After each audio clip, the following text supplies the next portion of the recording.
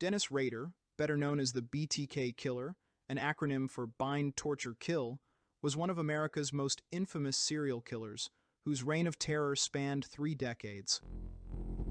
His crimes left a chilling legacy of horror, not just for his victims and their families, but for the entire Wichita, Kansas community. Rader was born on March 9, 1945, in Pittsburgh, Kansas, and raised in Wichita. From the outside, his life seemed unremarkable. He was the eldest of 4 boys in a devoutly religious family. However, beneath the surface, Rader harbored dark fantasies from a young age. He later admitted that his fascination with bondage and control began in childhood, and he often fantasized about torturing helpless victims. These fantasies would later evolve into his murderous modus operandi. In 1974, Rader's dark desires erupted into reality. On January 15th, he broke into the home of the Otero family. Once inside, he methodically bound and strangled Joseph and Julie Otero and their 2 young children, Joseph Jr. and Josephine. The brutality of the murders stunned the Wichita community. Rader took a twisted pride in his work, later describing the murders in graphic detail in letters to the police and media. He viewed himself as a hunter, selecting and stalking his victims with meticulous care. Despite the horrific nature of his crimes, Rader lived what appeared to be a normal life. He married his wife, Paula, in 1971, and they had 2 children together.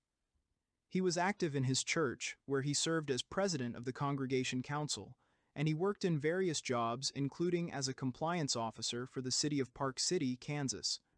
His ability to compartmentalize his life allowed him to evade detection for decades. Following the Otero murders, Rader went silent for a time. However, his craving for attention soon resurfaced. In October 1974, he sent a letter to the Wichita Eagle, a local newspaper, claiming responsibility for the Otero killings. In the letter, he included specific details about the murders that only the killer could know. He also coined the moniker BTK and taunted law enforcement, challenging them to catch him. Over the years, Rader claimed at least 10 victims, though there are suspicions that his total count could be higher. His pattern of targeting women and families, binding and torturing them before killing, remained consistent. Among his victims was Shirley Vian, a young mother murdered in 1977. Rader gained entry to her home under false pretenses, tied her up, and killed her while her children were locked in another room. The children's lives were spared only because Rader's timeline was disrupted by a ringing phone, prompting him to flee. Another victim, Nancy Fox, was killed in 1977.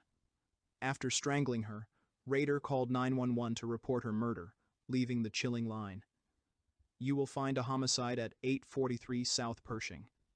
This direct contact with law enforcement exemplified his need for recognition and control. Rader's letters to the police and media were a macabre hallmark of his crimes. He often included graphic descriptions, crime scene sketches, and taunting messages.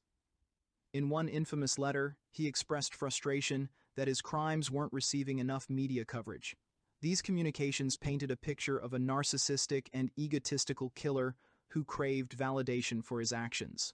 Despite his arrogance, Rader's trail eventually went cold. For over a decade, he appeared to vanish, leaving investigators and the public to wonder if he had died, been arrested for an unrelated crime, or simply stopped killing. This hiatus from murder coincided with Rader's growing responsibilities as a husband, father, and community member. By all outward appearances, he was a model citizen, a church leader, and a devoted family man. In the early 2000s, however, Rader's desire for attention reignited. He began sending letters and packages to the media and law enforcement once again. One package, left in a park in 2004, contained photographs of a murdered victim and a copy of her driver's license. Another communication included a detailed list of items he wanted to be called: BTK Strangler, the Wichita Executioner, among others. He even went so far as to include puzzles and cryptic messages, continuing to taunt law enforcement while showcasing his calculated arrogance. Rader's downfall came through a seemingly innocuous mistake. In one of his letters to police, he asked if it was possible to communicate via floppy disk without being traced.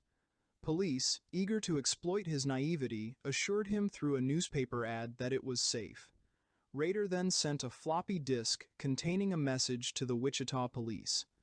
Forensic analysis of the disk revealed metadata linking it to the Christ Lutheran Church, where Rader was council president. A user profile on the disk contained the name Dennis. Armed with this information, investigators began focusing on Rader. They obtained a DNA sample from Rader's daughter, Carrie, under the pretense of a medical test. This sample was compared to evidence collected from the BTK crime scenes and confirmed a familial match. On February 25, 2005, Dennis Rader was arrested at his home in Park City. During his interrogation, Rader confessed to the murders in chilling detail, showing no remorse. He referred to his victims as projects and described his meticulous planning and stalking of each target.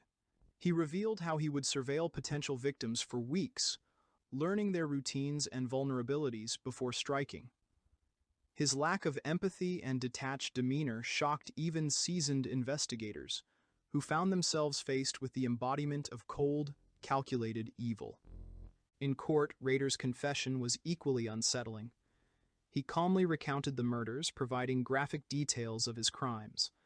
His demeanor was disturbingly matter-of-fact, as if he were recounting mundane tasks rather than brutal killings.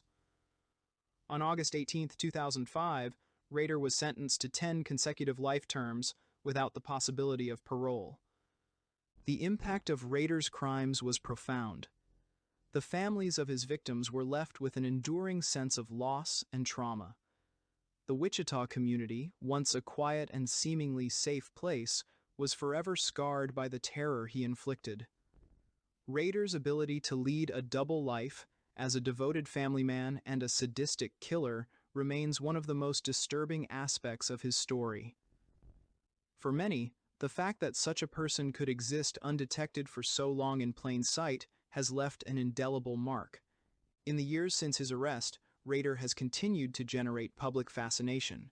True crime documentaries, books, and podcasts have examined his life and crimes in exhaustive detail. Rader himself has corresponded with authors and journalists, seemingly eager to maintain his notoriety. This obsession with attention, even from behind bars, serves as a reminder of the narcissism that drove his actions. Dennis Rader's case serves as a chilling reminder of the darkness that can lurk beneath a seemingly ordinary facade. His calculated brutality, combined with his ability to evade capture for so long, solidifies his place in the annals of true crime history as one of America's most infamous serial killers. For investigators and psychologists, his case remains a sobering study in the complexities of human evil, offering lessons in both the failings and triumphs of law enforcement.